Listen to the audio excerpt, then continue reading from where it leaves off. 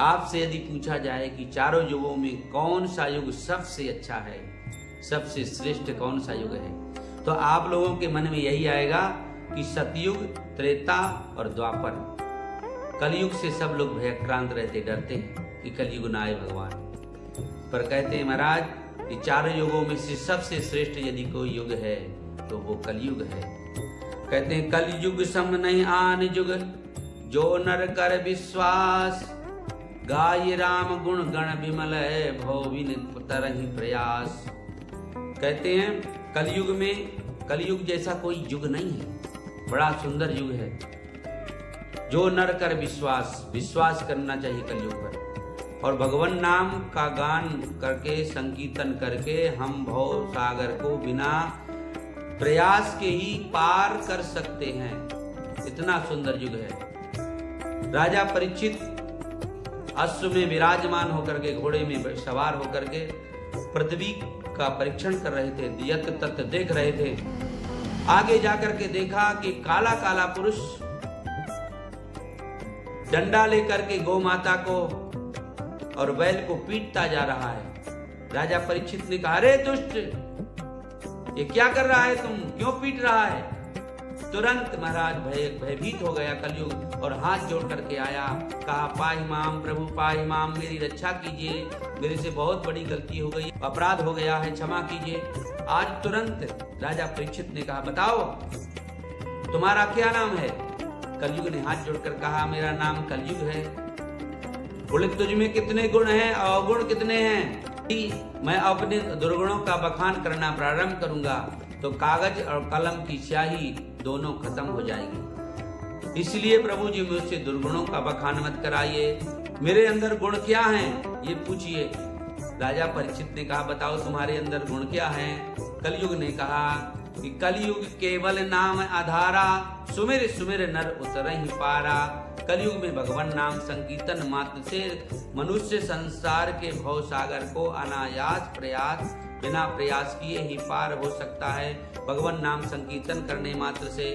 इसलिए आज इस स्वभाव को देख करके, कलयुग के प्रभाव को देख करके राजा परीक्षित को प्रसन्नता हुई और राजा परीक्षित ने कहा कि बेटा वरदान मांग लो, क्या चाहिए तुम्हें? कलयुग ने कहा, प्रभु मैं क्या राजन आपसे वरदान मांगू, क्योंकि आपके न रहने के बाद में मेरा ही प्रभाव होने वाला है, ये सारे संसार में मैं ही राज्य करने वाला हूँ।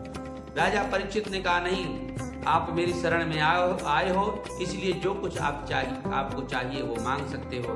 तो कलयुग ने कहा कि तदा तस्मै स्थानानि कलयौ ददौ, द्यूतापानं स्त्रियासूना यत्र धर्मश्चतुर्विधः। परीक्षित जी ने 4 स्थान कलयुग को प्रदान किया। पहला द्यूतापानम, जहाँ पर लोग बाग बैठ करके मदिरा पान करते हैं। दूसरा स्थान है जहाँ पर लोग बाग बैठ करके जुआ खेलते हैं। तीसरा स्थान वो है स्त्रिया सूना, जहाँ सुनसान जगह में माताएं अपने पति का परित्याग करके दूसरे पर पुरुष से संबंध बनाती हैं। और चौथा स्थान वो है जहाँ पर लोग बाग षड्यंत्र करके दूसरे के धन अपहरण करते हैं और दूसरे को सताते हैं, वो चौथा स्थान वो है लांच घूस खाते हैं।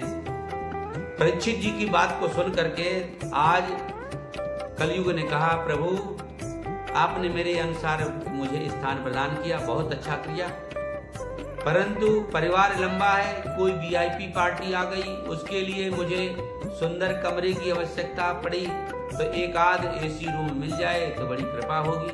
राजा परीक्षित जी मुस्कुराए और उन्होंने कहा कि अवश्य मिलेगा। ततो नृतम मदम कामो रजो वैरम च पंचमम।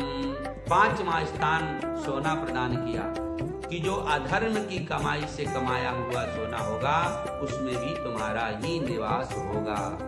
इसलिए अधर्म से जो धन कमाते हैं, किसी की कमीशन लेते हैं, कमीशन खाते हैं, उससे हमें अपनी पत्नी का, अपने परिवार के किसी सदस्य को सोना खरीद के नहीं देना चाहिए, नहीं तो उस सोने में कलयुग का निवास होता है।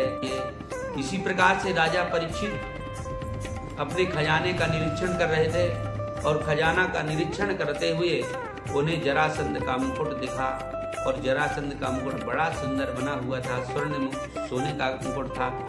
उस मुकुट को राजा परीक्षित ने अपने मस्तक पर धारण किया और धारण करके घोड़े में सवार होकर के जंगल में शिकार करने की इच्छा से चले गए।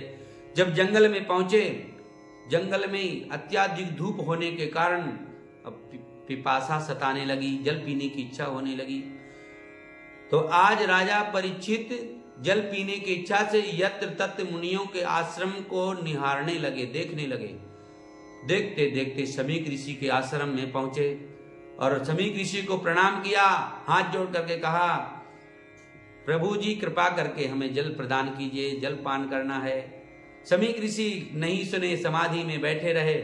राजा परीक्षित को क्रोध आया और राजा परीक्षित मरे हुए सर्प को अपने नोक के बाण से उठाया और उठा करके समीक ऋषि के गले में डाल दिया। छोटे छोटे बालक जाकर के अवगत कराया श्रृंगी ऋषि को। श्रृंगी ऋषि से कहा कि तुम्हारे पिताजी के गले में मरा हुआ सर्प डाल दिया है। जैसे श्रृंगी ऋषि ने सुना, तुरंत श्रृंगी ऋषि को क्रोध आया, तुरंत हाथ में जल लिया और श्राप दिया कि आज से 7वें दिन राजा परीक्षित के तक्षक दंशन करेगा, जिससे मृत्यु हो जाएगी।